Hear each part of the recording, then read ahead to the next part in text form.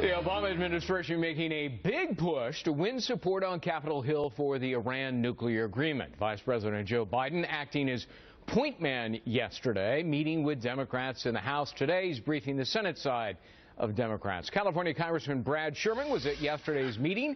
He is a senior member of the House Foreign Affairs Committee. And Congressman, thanks for being with us. So did the Vice President convince you one way or another? Well, I met with the Vice President and others yesterday. Just got back from the White House meeting with the Deputy National Security Advisor today, and I'm convinced of one thing, and that is it will be very hard for us to have a foreign policy if we try to block the administration from what it wants to do. So Congress will be pulling foreign policy in one direction. If the President remains dedicated to this deal, he'll be pulling in the other direction. I've never seen a country try to run foreign policy that way. So we may see a situation where the President abides by this deal for the next year and a half. It's got some good points. It's got some bad points short term. Well, one of the points that you have called ugly is the fact that it doesn't do enough to stop Iran from building a nuclear weapon a decade from now, so-called breakout ability. You've called that ugly.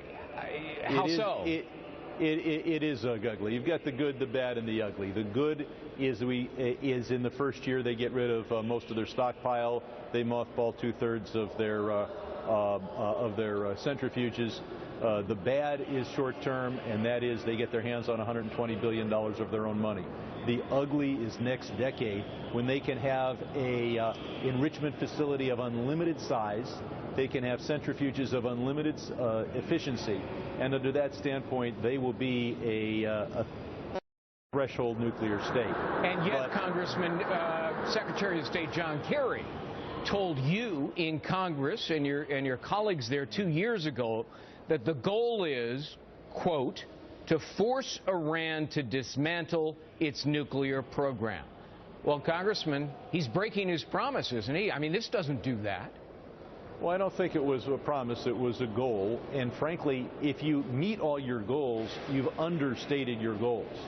If he had come in with a list of objectives, and Iran at that time was willing to sign up to all of them, then he should have asked for more. We always knew that he wouldn't reach all of his goals. The question is not whether this is as good a deal as he was trying to get. The question is, what should Congress do now? It's up for you and the journalists to evaluate the President.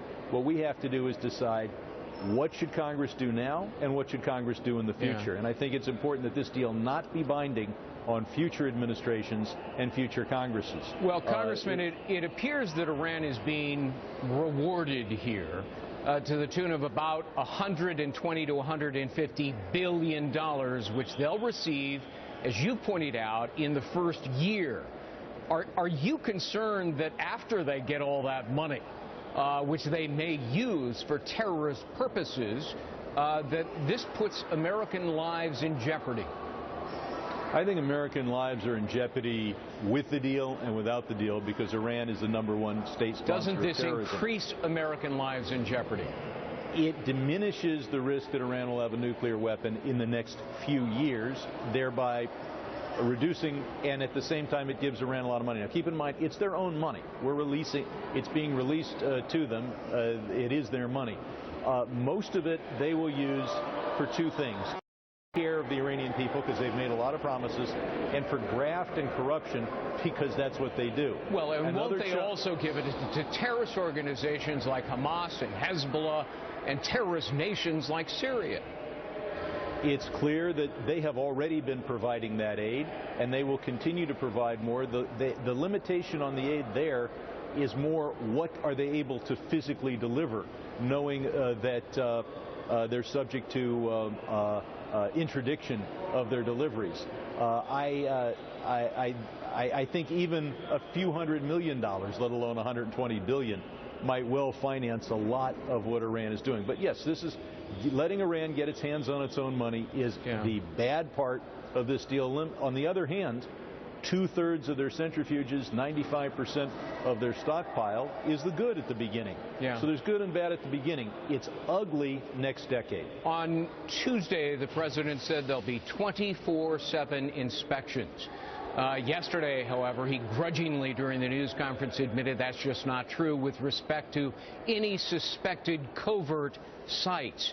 The Iranians will have up to 24 days, and the French foreign minister says that's a lot of time to hide incriminating evidence. Are you worried about that?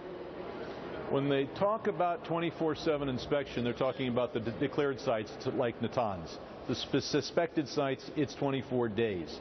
Much of the mischief they would want to do, they could not conceal in 24 days.